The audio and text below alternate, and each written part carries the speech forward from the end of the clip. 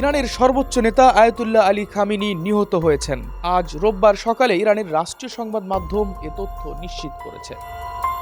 জানানো হয়, গতকাল শনিবার ভোরে তেহরানে তার কার্যালয়ে হামলার সময় তিনি শাহাদত বরণ করেন। এ ঘটনায় তার রাজনৈতিক উপদেষ্টা আলী শামখানি এবং ইসলামী বিপ্লবী গার্ড বাহিনীর প্রধান মোহাম্মদ বাকরুরও নিহত হয়েছেন। সর্বোচ্চ নেতার মৃত্যুর পর ইরানের 40 দিনের রাষ্ট্রীয় শোক ঘোষণা করা হয়েছে এবং ঘোষণা করা হয়েছে 7 দিনের সাধারণ ছুটি।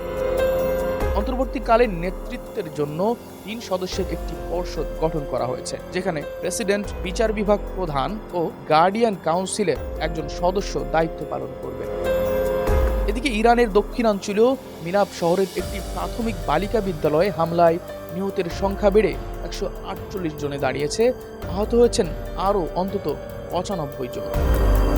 অন্যদিকে সংযুক্ত আরব আমিরাতের দুবাই, কাতারের দোহা এবং ইসরায়েলের তেল আবিবে একাধিক বিস্ফোরণের খবর পাওয়া গেছে। ইরান জানিয়েছে, যুক্তরাষ্ট্র ও ইসরায়েলের হামলার জবাবে তারা মধ্যপ্রাচ্য অবস্থিত 27টি মার্কিন ঘাঁটিতে ক্ষেপণাস্ত্র ও ড্রোন হামলা চালিয়েছে।